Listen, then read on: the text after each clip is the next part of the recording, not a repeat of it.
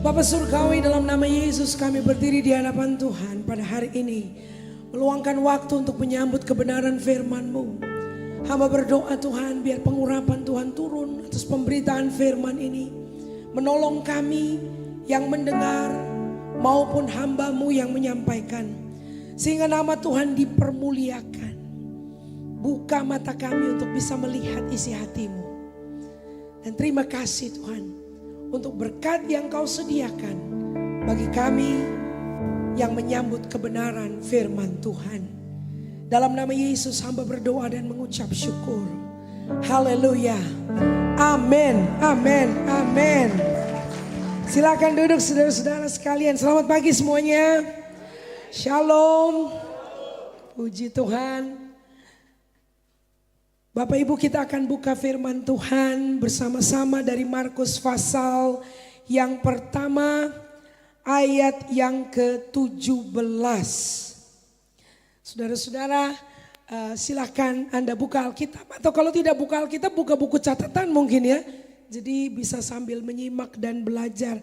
Katakan bersama-sama, saya perlu jadi murid firman Tuhan. Ya. Dan kita hari ini akan bicara mengenai pemuridan, saudara ya. Mohon maaf suaranya lagi agak serak.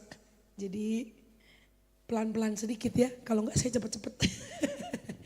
Oke, kita lihat sama-sama Markus pasal yang pertama ayat yang ke-17. Mari kita baca dalam terjemahan bahasa Indonesia 3, 2, 1. Yesus berkata kepada mereka, "Mari ikutlah aku dan kamu akan kujadikan penjala manusia." Amin. Saudara, pagi ini saya mau bicara mengenai pemuridan dan komunitas. Subtitlenya adalah pertumbuhan yang intensional. Saudara, segala sesuatu yang betul-betul diinginkan untuk bertumbuh, maka pertumbuhan itu perlu diupayakan secara sengaja. Katakan sengaja. Ya, sama kalau kita punya anak. Ya, kita mau anak kita tumbuh dengan cemerlang, betul ya? Makanya dikasih makanan yang bergizi. Diberikan pendidikan yang baik, betul ya? Ya, karena memang kalau kita mau dia bertumbuh sehat, orang tua harus merencanakan bagaimana membesarkannya. Jadi nggak bisa punya anak, lalu tiap hari dikasih Chiki Balls. Katanya sekarang generasinya generasi micin. Ya, bisa sih dikasih micin terus, saudara. Tapi kemudian otaknya nggak berkembang. Betul nggak? Ya. Masalah Indonesia sekarang ini terjadi stunting. Anda tahu, pernah dengar stunting? Umurnya bisa makin tua saudara. Makin nambah. Tapi pertumbuhannya terhambat. Nah saudara, ini saya mau ilustrasikan bahwa sama seperti kondisi kita secara fisik, maka pertumbuhan rohani pun perlu direncanakan dan diupayakan secara sengaja. Katakan sengaja. Ya. Jadi itu tidak merupakan sesuatu yang pasif. Ya. Saya perhatikan banyak orang sekarang masuk gereja pun ada banyak gereja yang kemudian menjadi pasif di dalam ibadah-ibadahnya. Udah juga kita datang hanya hari Minggu. Karena Senin, Selasa, Rabu, Kamis, Jumat, Sabtu kita punya aktivitas yang lain di luar gereja. Jadi datang hanya hari Minggu. Lalu waktu kita datang hari Minggu, saya mau tanya, Bapak Ibu masih buka Alkitab teks nggak? Masih ya?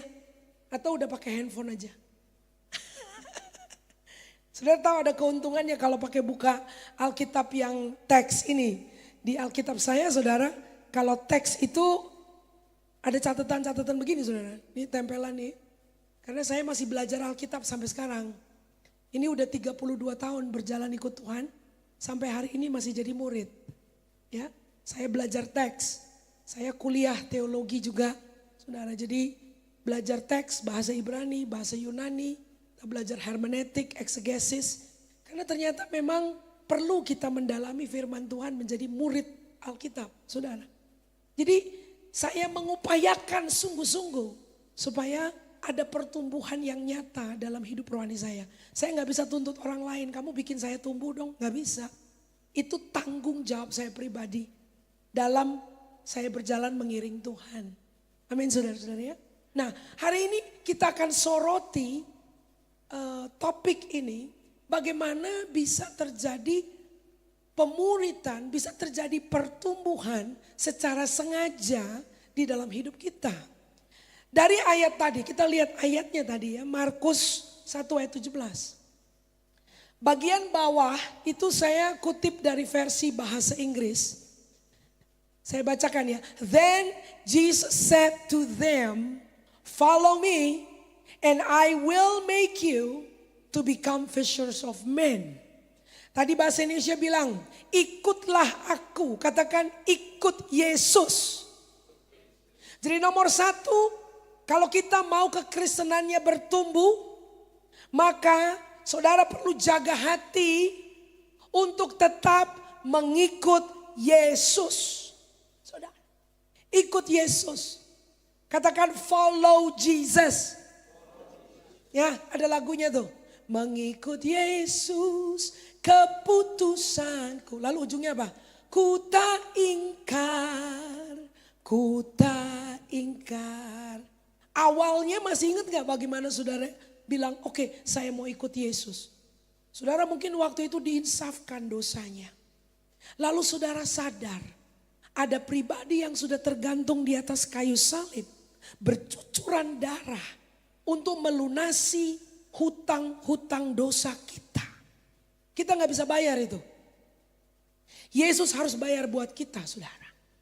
Dan waktu kita terima pengorbanannya, mulai hari itu kita berkata, aku ikut engkau Yesus dan hanya engkau saja. Saudara perlu ada pengakuan dari mulut. Alkitab berkata, hati percaya, mulut mengaku. Jadi ini bukan hubungan tanpa status. Yang muda-muda di sini pasti tahu. Udah diajak nonton, udah makan bakso bareng-bareng. Sebulan, 2 bulan, setengah tahun, setahun. Terus temennya nanya, jadi kamu udah jadian belum sama dia? Yang lalu Anda bilang, gak tahu ya. Lah kan kamu tiap minggu jalan sama dia. Udah jadian belum? Gak tahu ya. Udah berapa mangkok bakso kamu makan? Udah 200 mangkok bakso. Nonton film udah gak tahu berapa banyak film 21. Udah jadian belum? Gak tahu. Saya tanya kenapa gak tahu? Karena belum dinyatakan. Kalau orang zaman saya dulu 30 tahun lalu bilangnya belum ditembak. Bukan di sini, bukan. Belum dinyatakan. Maksudnya gini loh, mau gak jadi pacar aku? Kita jadian yuk, I love you. Kan gitu kan? Saya tanya, yang wanita-wanita single perlu ada pernyataan gak? Atau saudara mau hubungan tanpa status gitu? Perlu ada pernyataan ya? Bayangin, orang pacaran aja perlu ada status. Perlu ada pernyataan. Itu pacaran. Kemudian di hadapan banyak saksi. Pada hari pemberkatan pernikahan. Di depan hamba Tuhan dan Tuhan sendiri. Perlu ada pernyataan. Hamba Tuhannya pasti nanya. Nih hari Minggu depan saya akan layani pemberkatan pernikahan di Malang. Saudara. Ada pernyataan. Hamba Tuhan akan tanya gini. Apakah kamu bersedia menerima. Siapa namanya gitu ya. Dan berjanji setia kepadanya. Dalam susah dan senang. Dalam sakit dan sehat. Dalam kekurangan kelimpahan. Sampai maut memisahkan. Nah itu mesti jawab tuh. Gak bisa gini. Pokoknya kita tahu sama tahu aja. Kamu, I sama you aja yang tahu. Enggak kan? Mesti ngomong gak? Jawabannya apa? Saya bersedia. Kalau belum bilang saya bersedia, hamba Tuhan gak bisa. Suluh berlutut terima berkat. Katakan pernyataan dari mulut. Kekristenan seperti itu saudara. Hidup dan mati dikuasai lidah. Makanya Roma 10 ayat 9-10 berkata dengan hati kamu percaya, mulut harus mengaku. Dan pada saat kita mengaku, maka mulai hari itu secara eksklusif hati kita adalah miliknya Yesus. Tidak ada kekasih yang lain. Yesus tidak bisa dikompetisikan dengan kekasih yang lain. Pertanyaannya, hari ini saudara masih eksklusif miliknya Yesus enggak? Atau ada kekasih lain, mulai main mata sama yang lain-lain? Main mata sama siapa? Sama dunia, saudara. Alkitab bilang, kalau kita bersahabat dengan dunia, kita jadi musuhnya Tuhan loh. Karena Tuhan gak bisa diselingkuhin. Kenapa kita ngomong selingkuh pagi-pagi ya? Pas Evelyn berat-berat aja nih pagi-pagi nih.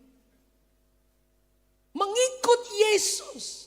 Katakan lagi, follow Jesus. Nah, itu yang pertama nih. Yang kedua, saya mau ngomong. Follow, to follow.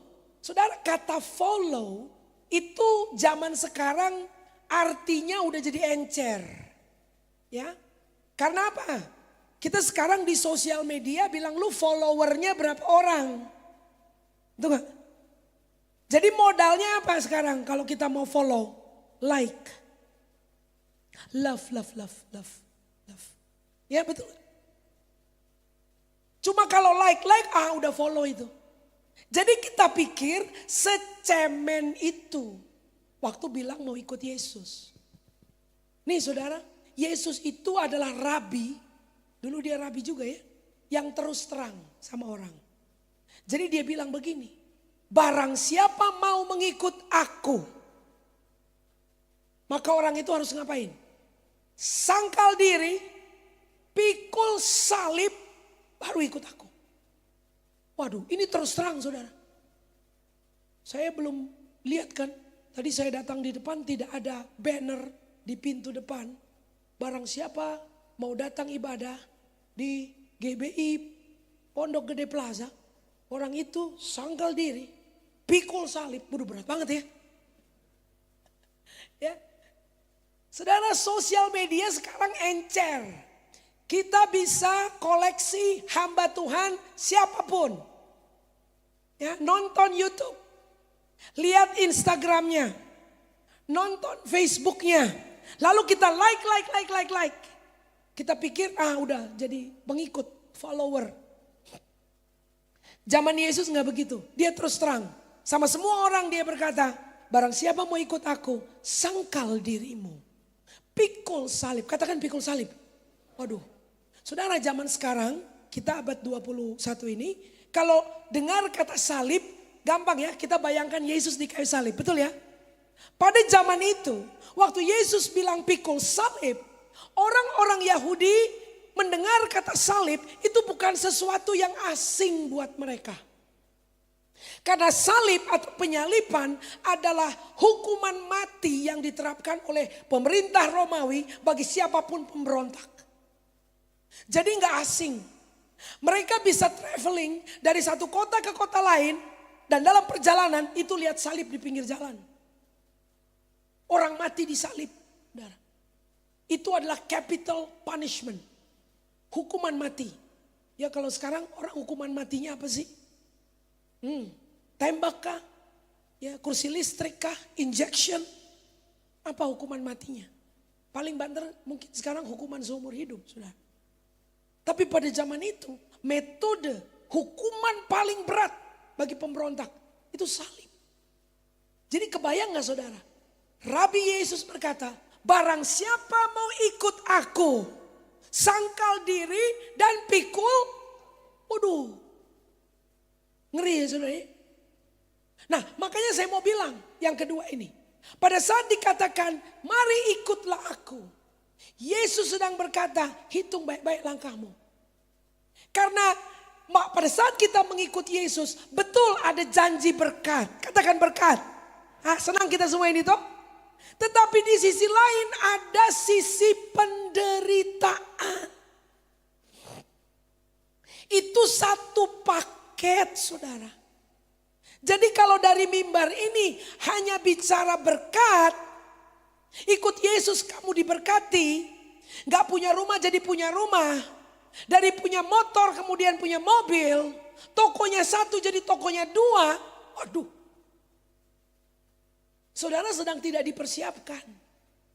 Karena ikut Yesus ada penderitaan saudara. Rasul Paulus berkata karena kepadaku diberikan karunia. Tidak hanya untuk percaya tapi juga untuk menderita bagi namanya.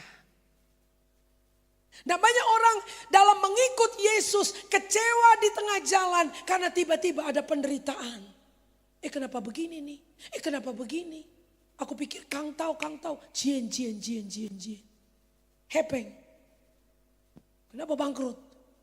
Bukannya kalau ikut Yesus, sat. Enggak, ada penderitaan saudara. Makanya Yesus terus terang. Saudara mau hamba Tuhan yang terus terang atau hamba Tuhan yang separuh-separuh? Saya mau ikut Yesus pemodelannya. Yesus itu tidak separuh-separuh. Dia omong apa adanya.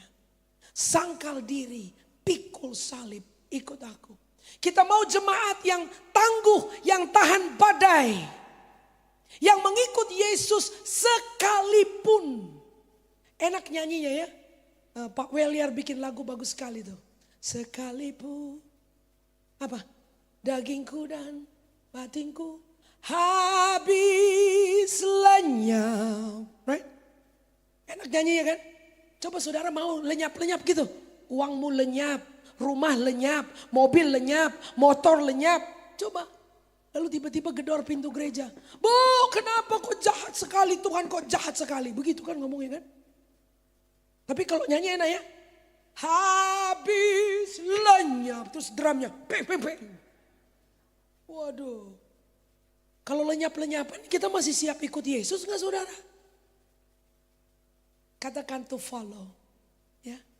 Pagi ini ayo resapi kembali pengalaman pertama Anda. Waktu Anda berkata Yesus masuklah dalam hatiku. Menjadi Tuhan dan Juru Selamatku. Aku berjanji mengikut Engkau. Resapi lagi saudara. Karena kita akan melalui up and down. Naik turunnya kehidupan. Hidup bisa naik turun tapi Yesus tetap setia. Orang bisa tinggalkan kita tapi Yesus gak pernah tinggalin kita. Dia janji setia. Aku gak akan pernah meninggalkan kamu. Aku tidak akan pernah membiarkan kamu. Jadi dia kekasih yang setia. Nah setelah mengikuti Yesus, Alkitab tadi berkata, kamu akan kujadikan.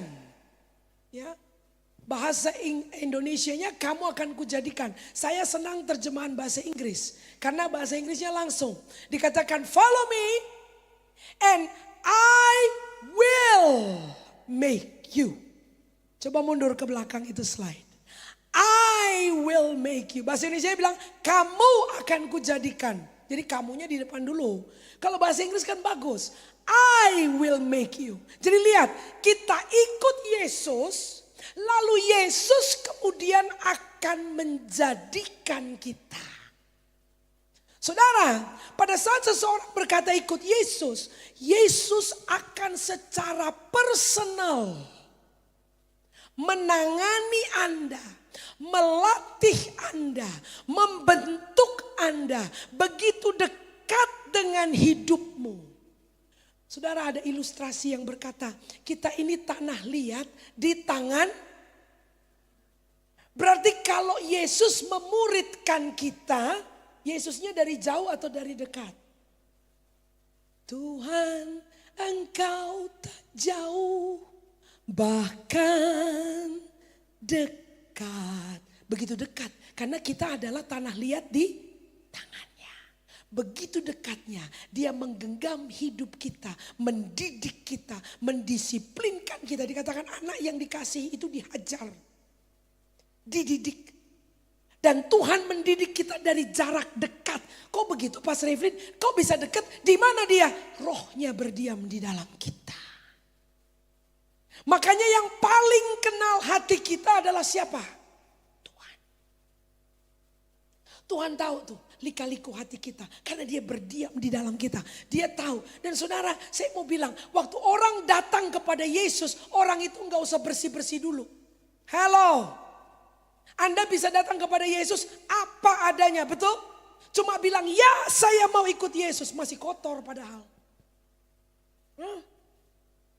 Urusan pornografinya belum beres. Masih cerobongan asap. Terus kadang-kadang kalau lagi stres dia minum. Wow begitu. Terus orang bilang katanya ikut Yesus. Benar memang udah mau ikut Yesus. Tapi masih kotor. Hello. Tapi saya mau bilang saudara. Yesus menerima saudara apa adanya. Tapi begitu sayang dia kepada kita. Dia tidak biarkan kita apa adanya. Makanya kisah anak yang hilang. Masih ingat kisah anak yang hilang? Anda tahu dia baru dari mana itu anak? Sebelum pulang ke rumah. Di mana dia? Di kandang babi. Makan babi atau makan ngapain dia di situ? Saudara saya mau bilang ya. Babi itu kalau sudah di piring enak. Tapi waktu babi itu ada di kandangnya. Itu saudara mungkin akan kehilangan selera makan. Halo. Bau. Kenapa saya tahu? Opung saya dulu piara babi. Di Siantar. Ada tuh berapa ekor. Bau saudara. Kalau udah dipanggang. Dikasih sambal tuh yang warna hijau tuh. Kita nanti siap makan itu ya. Bahaya saudara. Itu enak. Tapi waktu masih di kandang. Itu bau. Nah anak itu baru dari kandang babi saudara. Kemudian waktu dia pulang, Alkitab bilang bapaknya lari loh kepada dia. Lalu adegannya apa? Adegannya ngapain? Udah lari, lalu dia habis dipeluk. Kira-kira tuh orang, tuh anak baunya bau apa? Babi panggang atau bau kandang babi? Itu saudara kalau baca teks mesti jelas banget. Apa bapaknya bawa selang air. Tunggu. 5 meter gitu. Disiram anaknya. Karena baru dari kandang babi kan bau. Enggak. Bapaknya gak bilang tolong ambil handuk. Bajunya ganti dulu itu. Enggak. Dipeluk dulu. Dicium dulu. Baru dikasih jubah toh. Baru dikasih cincin toh. Baru dikasih sepatu baru toh. Tapi dipeluk dulu. Jadi saudara, Yesus itu bersedia menangani kita apa adanya. Itulah gambaran daripada Bapa Surgawi. Ini perlu jelas buat semua jemaat. Supaya Anda tidak bergumul bilang, ya saya baru jatuh dalam dosa. Aku hari ini absen dulu deh dari kul. Aku gak datang dulu ke gereja. Aku mau beres-beres dulu. Enggak saudara.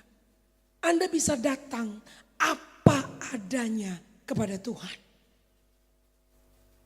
Dan di dalam persekutuan dengan Tuhan, Yesus berkomitmen untuk memuridkan Anda satu persatu. Amin saudara. Ya. Jadi bahasa Inggrisnya tadi menarik. I will make you. Kita lihat slide yang berikutnya saudara. Saya buat catatan di situ. The making of us takes place in our followership to Jesus. Jadi ternyata kita dibentuk itu terjadi lewat pada saat kita mengikut Yesus. Coba lihat slide sebelumnya. Saya mau tampilkan satu ayat buat kita untuk Anda catat baik-baik. Roma 8 ayat 29. Coba lihat. Kita baca bersama ya. Roma 8 ayat 29. 3, 2, 1.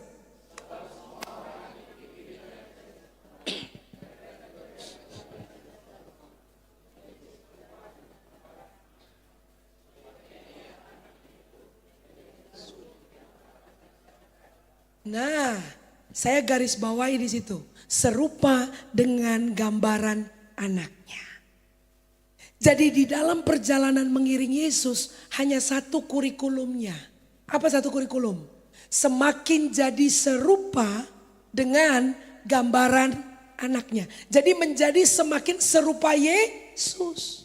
Dulu ada lagu bilang begini. Yang kudambakan hanya kau Yesus. Apa ya? Di dalam perkataan, pikiran, perbuatan. Jadi perkataan kita, pikiran kita, perbuatan kita jadi semakin serupa dengan Yesus. Hanya itu kurikulumnya. Nah sekarang Bapak Ibu saudara-saudara bisa evaluasi. Sudah berapa lama ikut Yesus? Hari ini saudara semakin serupa Yesus gak? Misalnya dulu waktu tahun-tahun awal ikut Yesus. Waduh, kalau ada orang bikin kita tersinggung, ya. Kalau kita kebutan di jalan, kemudian disalib sama orang lain.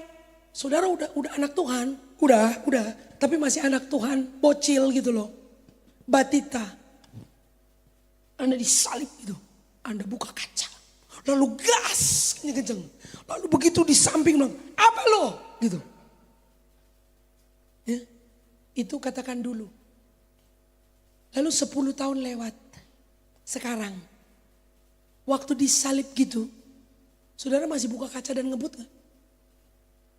Sialan. Begitu. Masih begitu gak? Ibu-ibu. Kalau ke pasar. Ya, orangnya lupa masukin. Udah belanja ini. Telur lupa dimasukin. Udah nyampe di rumah. Kayaknya tadi belanja telur. Mana tuh telur? Weh, langsung balik ke pasar. Yang lupa siapa? Ibu kan? Yang dimarahin siapa?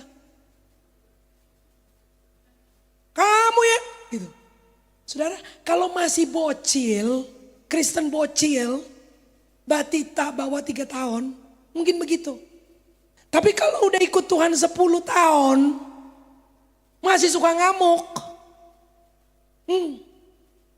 Selokan depan rumah mampet. No, yang nyampah tetangga. Coba, Anda ngapain? Anda keluar gerbang, gedor pintu sebelah. Liatin ya, tuh selokan. Begitu enggak?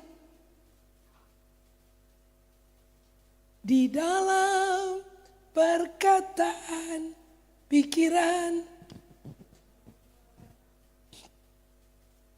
Bapak Ibu Saudara sekalian, kurikulum mengikut Yesus cuma satu. Menjadi semakin serupa dengan Yesus. Karena tadi Markus 1 bilang, I will make you. Aku akan jadikan kamu. Jadi ini proses semakin serupa Yesus. Dan kalau kita semakin serupa Yesus, kamu akan jadi penjala manusia. Menginjil itu gak susah saudara. Menangkan jiwa tuh gak susah. Kalau kita semakin serupa Yesus. Tapi kalau kita masih ngomel-ngomel, masih berantem, susah mengampuni, ya gak bisa menangin jiwa. Halo gereja Tuhan. Saudara nangkep ya? Nah, sekarang kita lihat slide berikut ini. Rupanya, apa yang jadi problem?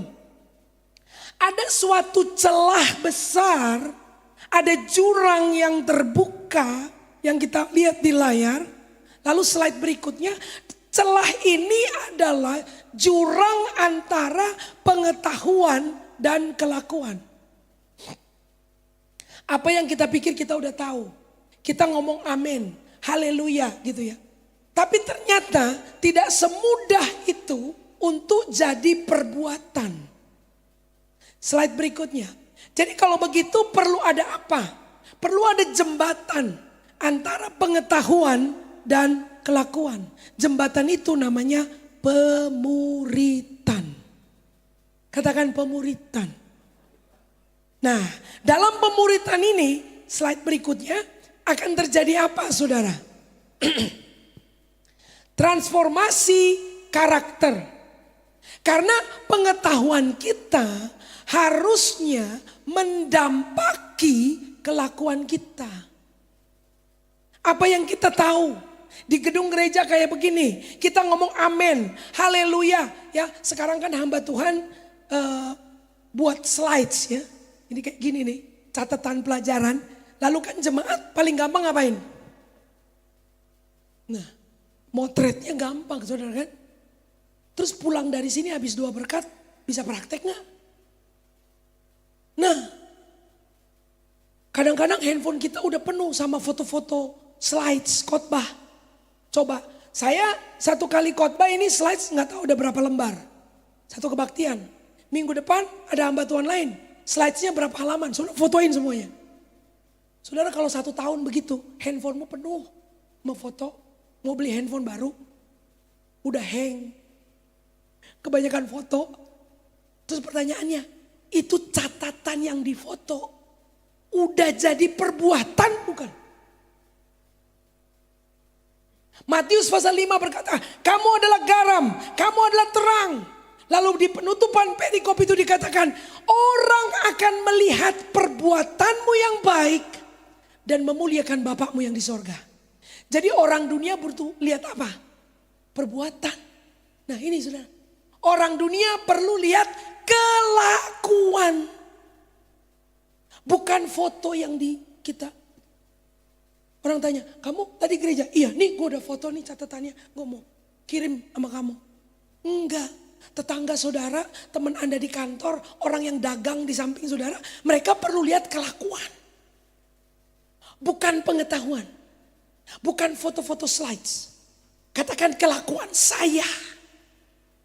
Itu yang akan bikin orang memuliakan nama Tuhan. Nah saudara, apa solusinya untuk hal ini saudara? Coba ya kita lihat lagi. Slide berikutnya. Ini catatan dari seorang hamba Tuhan sepuh. Sudah almarhum. Dallas Willard. Dietrich Bonhoeffer. Dia bilang, kekristenan tanpa pemuritan itu sama saja dengan kekristenan tanpa Kristus.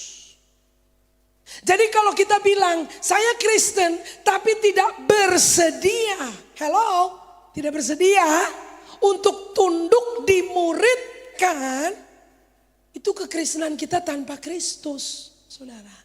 Amin, ya. Jadi begini maksudnya, katakan murid. Kalau ada murid ada guru ya. Nah, saya bilang guru agung kita itu adalah Roh Kudus. Ya, dia berdiam dalam kita. Namun juga ada kaki tangan guru. Kaki tangan guru itu siapa? Sudah tahu kaki tangan guru? Gembala-gembala. Ya. Gembala-gembala itu kaki tangan guru. Tapi guru sejatinya adalah Roh Kudus. Nah saudara, sama kayak kita kasih anak-anak kita ikut les. Ya. Misalnya dia les Mandarin. Les Mandarin itu sama kayak kita lagi belajar Ibrani. Belajar tulis, ya, menulis. Saudara, waktu kita menulis ada salah-salahnya nggak? Ya bisa diperiksa dong. Nggak gitu coretannya gitu kan. Kalau les Mandarin begitu. Nah jadi tutornya akan beri penilaian. Nih nulisnya kayak begini. Jadi dia lakukan pelatihan, dia coach. Supaya apa? Supaya prakteknya benar. Katakan praktek. Ya, jadi tadi Anda lihat slide saya, ada pengetahuan tapi nggak cukup. Ini harus jadi kelakuan, ini praktek. Ada tahu, lalu perlu praktek. Nah saudara, di tengah itu perlu ada yang muridkan. Jadi perlu ada yang lihat, prakteknya sudah benar belum? Halo, saya ngajar satu anak muda. Karena dia kelas sama orang tuanya. Ya memang secara logik dia perlu minta maaf ke orang tuanya toh. Nah pergilah dia minta maaf sama orang tuanya. Enggak pakai janjian, main datang aja. Ya. Lalu diem-dieman dulu, main handphone lama-lama. Baru sebelum dia pamit pulang, dia bilang, "Ma, Pa, aku minta maaf." Kira-kira praktek itu perlu dikoreksi gak? Tapi saudara, baru bisa dikoreksi kalau anak muda itu punya orang-orang yang cukup sayang sama dia dan dekat sama dia sehingga tahu ternyata dari pengetahuannya harus minta maaf dengan bagaimana caranya melakukan minta maaf ke orang tua. Itu perlu ada yang lihat. Saudara paham ini? Di gereja, di ibadah raya kita gampang sekali bilang amin. Haleluya.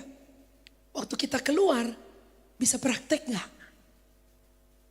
Kadang-kadang kita prakteknya ngegas. Apalagi kalau Anda ke gereja, suami masih tidur di rumah, istrinya aja yang ada di gereja. Istrinya catat tuh khotbah semuanya. Tekan pulpen kenceng-kenceng. Karena dia lagi pikir, ini mestinya buat suami saya. Ini. Jadi waktu dia pulang dia semangat. Dia tahu kan? Nah dia mau praktek di rumah. Langsung loh catatan khotbah. Dia khotbahin lagi sama suaminya. Kira-kira yang kayak gitu bikin suami minggu depan mau datang gereja atau tetap gak mau datang gereja? Nah, sudah. Itu contoh-contohnya. Jadi kadangkala kita ini amsyong. Di mana amsyongnya? Praktek. Prakteknya barbar saudara. Barbar, ganas, ngegas. Jadinya hasilnya tidak memuaskan. Anda mengerti maksud saya? Nah kita lihat sekarang. Ini gak usah nih catatan ini ya. Kita coba lihat yang berikutnya. Tidak mungkin, next. Tidak mungkin bagi kita untuk mengikut Kristus tanpa kerinduan untuk jadi semakin serupa dengan dia. Karena itu kita lihat catatan pemuritan dan komunitas ini dinamika pemuritan yang intensional. Ya, saya bacakan. Pemuritan tidak terjadi secara kebetulan. Saudara, gereja perlu memiliki strategi untuk mengubah petobat menjadi murid. Beda ya, petobat dengan murid. Murid itu berdedikasi, komit saudara. Pernah saudara ada murid daftar di sekolah, lalu dia bilang minggu ini aku mau sekolah, minggu depan aku gak mau. Lalu dia datang sekolah lupa, gak pakai seragam, tidak bawa buku pelajaran. Ada begitu. Kalau memang betul-betul murid, maka susah senang dia datang belajar. Lalu ada ujian ya. Boleh gak murid bilang gini, saya sih gak mau ujian. Gak mau, saya mau naik kelas aja. Boleh begitu? Enggak. Sama, kita ikut Yesus ada ujiannya gak saudara? Ada. Problemnya banyak sekali orang kena ujian lalu madol. Gak mau dihadapi. Jadi dia muter, gak naik kelas. Saudara kalau melarikan diri dari pemuritan, jangan kira loh kita bisa lolos. Enggak bisa. Tuhan akan kejar kita. Mau pindah gereja juga kalau belum naik kelas, tetap aja mata pelajaran itu akan dihadapi lagi. Bilang, aku gak mau ngadepin, aku mau pindah aja. Ternyata waktu pindah ketemu lagi kasus yang sama. Katakan mesti naik kelas. Ya, sekolah-sekolah zaman sekarang supaya naik kelas gurunya kadang-kadang dikasih hadiah. Saya tanya, saudara bisa nyogok gak sama Tuhan?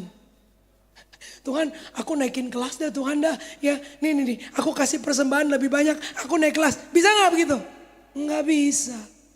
Saudara kalau kita mangkir, maka lihat Roh Kudus akan kembali kejar. Karena dia gak nyerah sama saudara. Amin. Jadi makanya saudara, gereja perlu memiliki strategi untuk mengubah petobat menjadi murid. Strategi yang efektif ini melibatkan terjadinya pemuritan yang relasional. Katakan relasional. Ya, ini hubungan saudara. Karena itu ada dua dinamika yang saya perlu perkenalkan. Ya, selama sebulan ini Ibu Gembala juga bicara mengenai hal itu. Jadi Tuhan taruh di saya juga hati yang sama. Coba kita lihat slide berikutnya. Ini dinamikanya.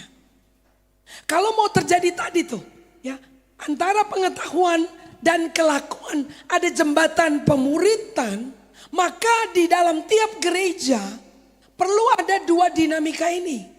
Grup besar dan grup kecil. Saudara, grup besar itu di sini. Kita ya dengar ada hamba Tuhan di belakang mimbar, dia mengajar, berkhotbah. Nah ini grup besar. Di dalam grup besar itu terjadi khotbah-khotbah dan pengajaran. Ya, saudara mencatat, saudara bikin foto. Nah itu terjadi grup besar.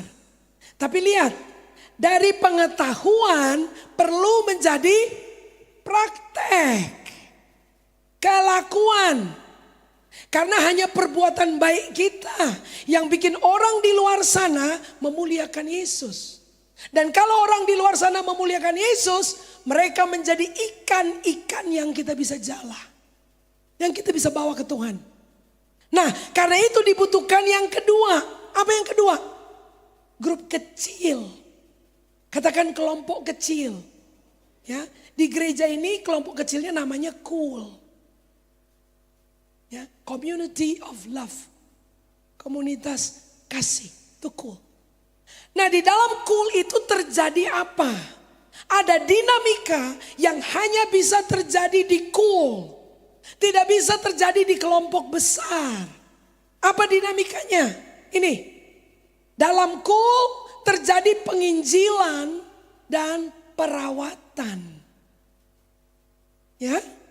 Saya baru ngobrol sama Ibu Gembala. Penginjilan itu paling bagus dilakukannya lewat apa? Kelompok kecil. Kenapa begitu? Ya, kalau saudara punya teman belum kenal Tuhan, Anda datang, ayo yuk datang ke tempat aku ngumpul sama teman-teman. Kalau kamu sakit nanti sekalian bisa didoain di situ. Dia kira-kira mau datang nggak?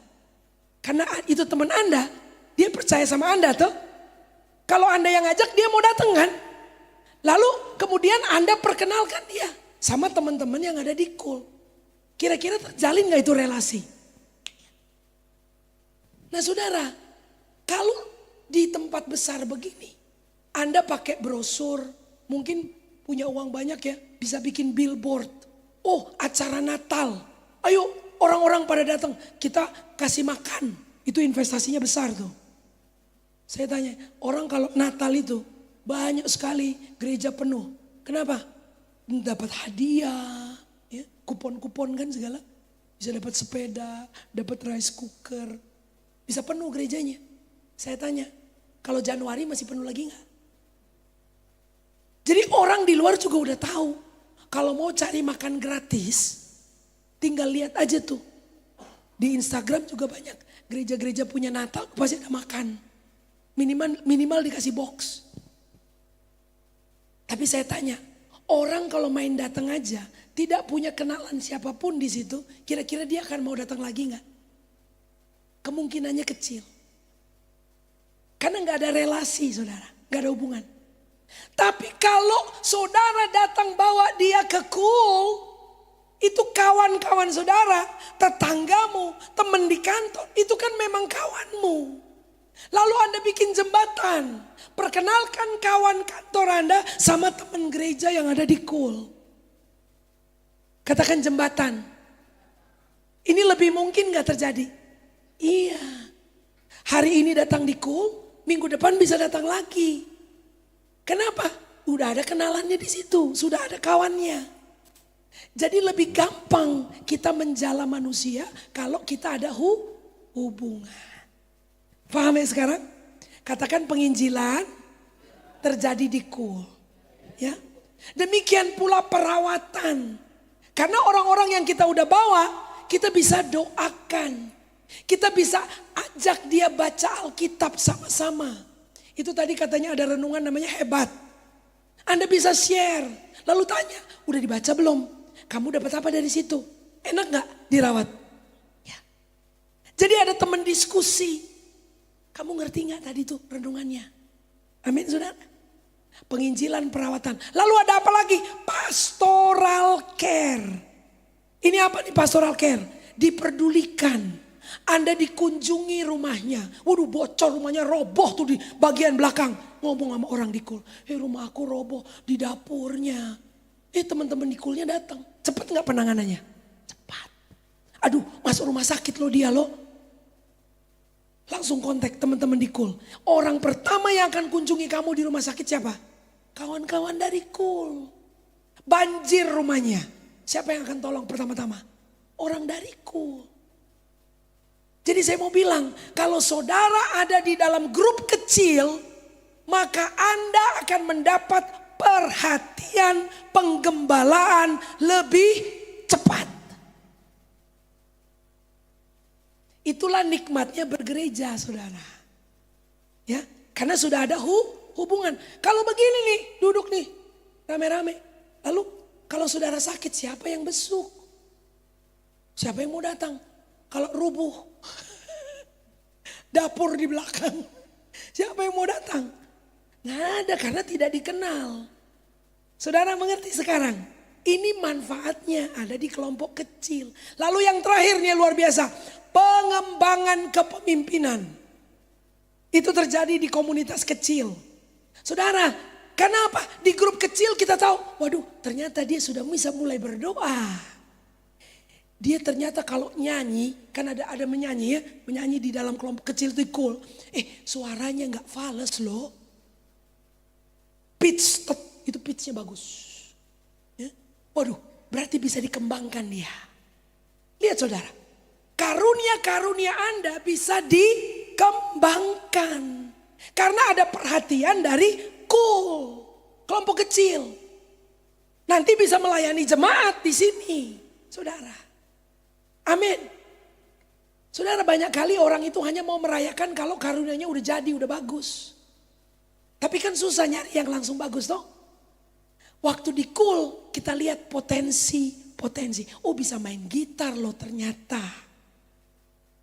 Oh dia kalau sharing itu jelas kita semua.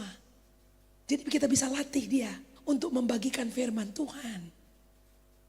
Bapak Ibu sekalian, waktu kita masuk di dalam Cool, karunia-karunia kita dikembangkan. Potensi kita dikembangkan. Dan waktu potensi Anda dikembangkan, Anda menjadi aset bagi gereja ini dan bagi keluarga Anda. Anda jadi berkat. Anda bisa memberkati lebih banyak orang. Katakan grup besar dan grup kecil. Nah, jadi saudara, kalau hari ini saya tanya, berapa banyak di sini yang belum masuk di kelompok kecil? Mau angkat tangan gak? Yang belum ada di Cool.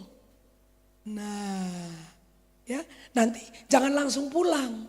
Anda datang ke siapa yang bisa didatangi di sini?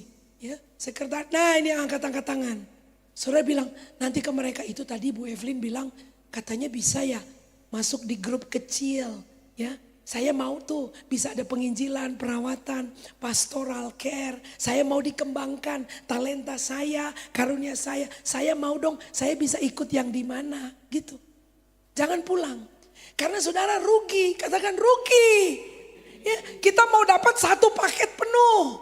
Kalau cuma ada di ibadah raya cuma separuh. Saudara kalau belanja di pasar aja gak mau rugi kan? Anda tanya ada bonus apa lagi? Ada bonus. Betul gak? Anda beli elektronik, saya beli ini, oh ada panci, ya pancinya juga mau, betul gak? Padahal Anda beli kulkas, tapi bonusnya panci. Ada gak orang bilang, oh ya saya mau kulkas aja, udah pancinya kasih orang aja. Ada begitu? Enggak lah. Jadi sama, kalau Anda bergereja, ada program apa di sini? Ada kelompok kecil, aku juga mau. Karena kalau cuma separuh-separuh, rugi. Amin saudara-saudara. Nah, saya tutup dengan ini, ayat ini ya. 1 Timotius 4 ayat 15, kita baca sama-sama. Ini ujungnya. Jadi saudara masuk nanti tahun 2025, ambil langkah yang berbeda. Anda yang sudah ada di Cool, jadi berkat, bertumbuh di situ. Yang belum ada di Cool, ini hari ini Anda jangan pulang, Anda daftar. Kenapa? Anda sedang merencanakan dengan sengaja bahwa akan ada perubahan yang signifikan dalam kerohanianmu. Dalam hidupmu mengiring Yesus. Baca ayat ini sama-sama. 3, 2, 1.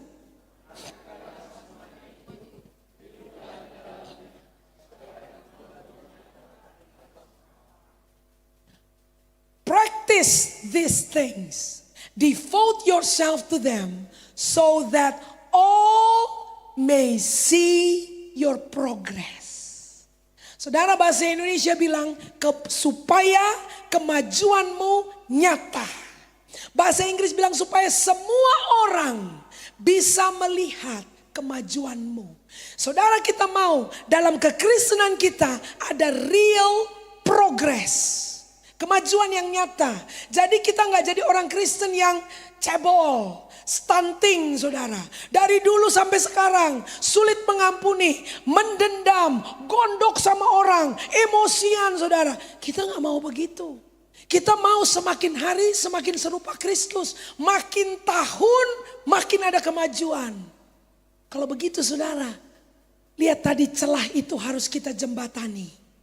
Harus ada pemuritan. Kita harus submit dalam pemuritan, saudara. Tidak hanya di dalam pertemuan raya. Anda masuk di dalam kelompok kecil. Izinkan dirimu dikenali.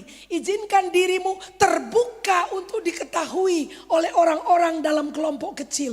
Izinkan orang mendoakan Anda. Lalu kemudian Anda pun mendoakan orang lain. Kalau ini Anda lakukan. Hari ini kita ada di bulan November. Saudara, mark my word, November tahun depan, Anda tidak akan lagi sama seperti hari ini. Kemajuanmu akan nyata.